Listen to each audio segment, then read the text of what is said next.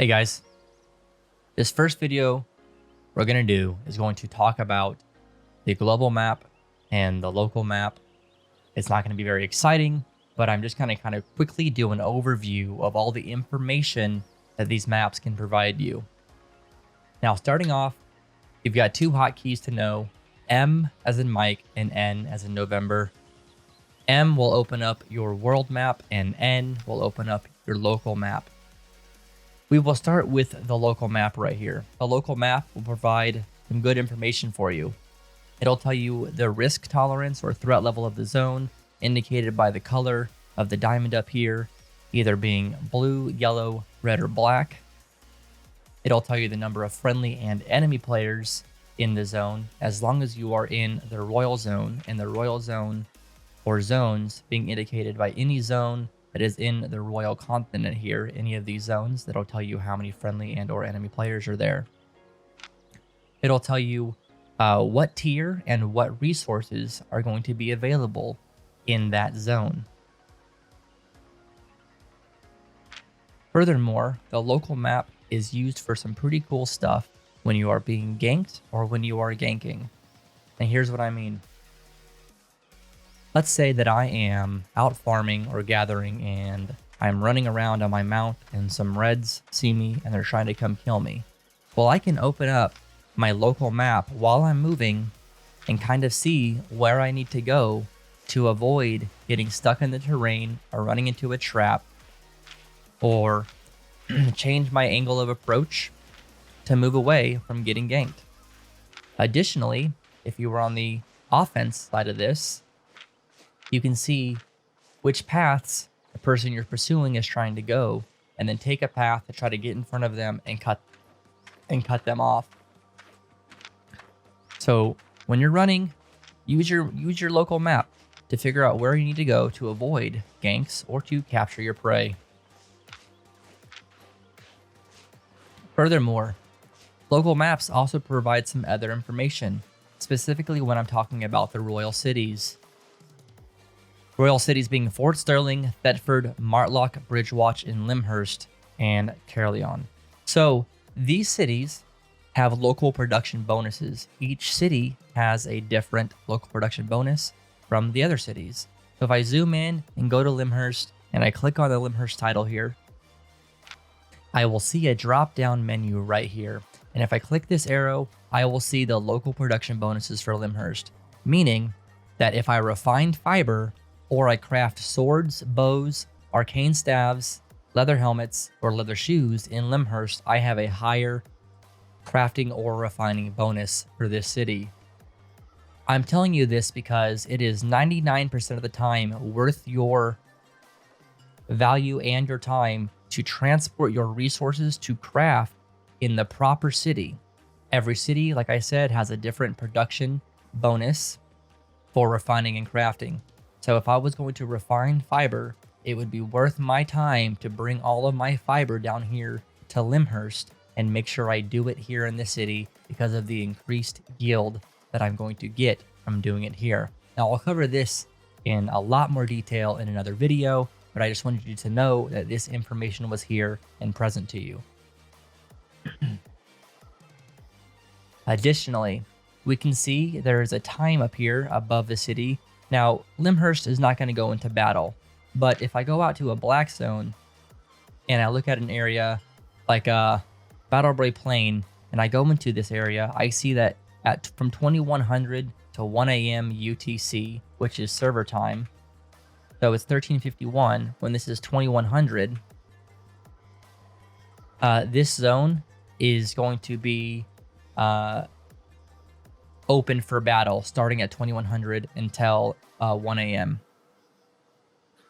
UTC. At that time is when other players can come attack your territory and try to capture your zone, or when the territory owner can try to destroy your hideout if it's in that zone. So that's some information right there for you.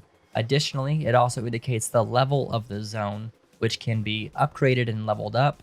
The higher level the zone goes up, the higher your enchantment rate can go up for that zone to have more enchanted resources. And I'll cover how all that works in a different video.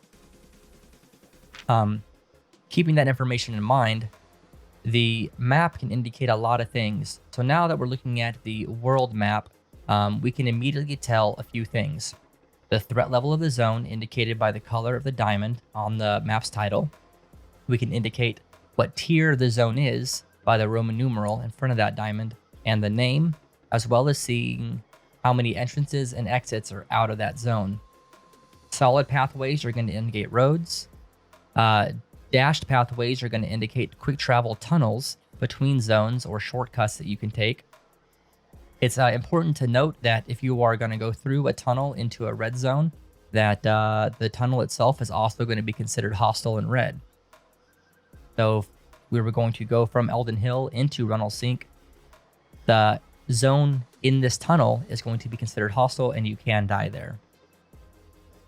We can also see all these different icons and different type of clickable interactables on the map. Like this one here is indicating that this zone has a war camp. A war camp is going to be an area in the map that has a chest where you can deposit and store goods and items and or pick and move them back to your main city. So if you're out here ganking and your inventory gets full, well, you can run over here to Birkenfell and deposit your stuff in the chest here and then keep ganking, and then later on come pick it up and move it all back to a main city. Or if you're getting ganked and you're running through this zone, well, maybe you can run over here and deposit all your shit really quick, and then you can die and not lose it. So it's good to know what these icons on the map mean. Now, I'm not going to go through every single one of them. You guys should go through and look at them and really understand what they mean. I'll cover one more. For example, in Dead Vein Gully here, we have this little rhino and bird icon. If I click on it, it says it's a hide den. This area has an unusual concentration of tier 5 and tier 6 hide-bearing animals. That means in the map, you'll see this icon for hide, and there's going to be a large concentration of animals there that you can skin for hides. Additionally, a world boss spawns here that can be killed for a large amount of hides. So it's very much worth your while to explore these different icons on the map and figure out what they do and what they mean. There's a lot of information there that can benefit you as a player to help you make more money and to figure out what's around you, what kind of content there is. For example, Asalot. If I click on this big icon here, the Elite Obsessed Demon Prince, he will spawn in 1 day and 7 hours and 4 minutes. Well, that's a world boss you and your friends can go kill to do content. Now, it's not going to be easy. It'll take a group of you guys. But now you know how to check when the timer is. Now, I can guarantee you there's probably going to be people contesting it. So if you're a ganker, in 1 day, 7 hours, and 4 minutes, I'm sure you could probably take your gank group out there and go fight the people trying to do that world boss. So there's a lot of information available out there for you guys to make use of on the map. Please explore it, click on things, and make use of them. Now, a minute ago, I did say that there were crafting and local production bonuses for the royal cities. I want to go ahead and say that is also true for the black zones. Every single black zone has the same thing. For example, Dead Pine Forest right here. If I do a drop-down arrow here, while I'm highlighted on Dead Pine Forest, I can see that it has a crafting bonus and refining bonus for fiber and then these craftable items. It actually is better to craft these items out here in a hideout in the black zone than it is to craft them back in the royal city, because there's a higher crafting bonus here in this zone than the royal cities have for those items. However, while there is a fiber refining bonus here, it is not as good as a royal city refining bonus. So if you want to take the risk between transporting your resources back to town and then refining them and bringing them back out here to craft them, that can definitely be something that can work in your favor and have a good risk/reward there for taking advantage of the crafting bonuses in the black zone. And really quickly, the black zone bonuses and enchantment rates work like this. The closer the zone is to the center of the map, this being the center of the black zone, the closer the zone is to this area, the higher the enchantment rate can be, and the better the crafting bonuses are going to be. So if I click here at Dead Pine again, and I notice that there is a 17% for fiber and 33% for swords. Well, this is a forest zone, so let me find a forest zone that's not as close. This one's not as close. I can see that fiber is only at 9% and swords are only at 21%. Additionally, the enchantment bonus can be much, much higher in the zones that are right next to the center of the map. So the zones that are located here are worth quite a bit in terms of controlling them and holding them for their resources. They have higher enchantment rates and better crafting bonuses.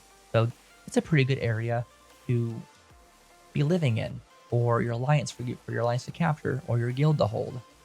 And that's why.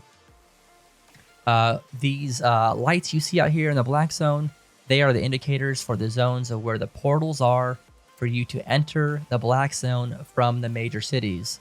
So this is the Fort Sterling portal. So if I was in Fort Sterling and I went through the portal here to the black zone from Fort Sterling, I would be able to come out at one of these 3 areas. And that's all that those lights indicate. Additionally, you see these little houses here on the map at different spots. They are indicated, they're indicating different rests. Morgana's rest, Arthur's rests, and Merlin's rest. They are safe spots. They're like miniature towns. Inside of here, you have an auction house, a repair station, a storage for your gear, and a way to fast travel between the zone out here and the royal cities. So just a really quick recap of what we talked about. You can determine what kind of resources are in the zone that you're in by pressing N and looking at the local map. You can determine how many people or enemies are in your zone by looking at the local map up here, as long as you're in the royal continent. And you can also determine the risk factor for you, depending on the color of the diamond here on your local map. And then using your local map to capture or elude enemies. And then all of the other icons that we talked about, plus more that you will discover by exploring for yourself, will help you gain information, gain knowledge to be a more productive player and efficient with your time and make more money and stay safer. Hopefully, you thought this really quick, dirty guide to the map and local map are helpful. If you didn't like it, tell me in the comments, Bearded, that shit sucked dick and I didn't like it at all. That's perfectly okay. Just tell me why you didn't like it so I can refine and edit these videos in the future to be more appealing to everybody and be more helpful. Thank you very much. Later.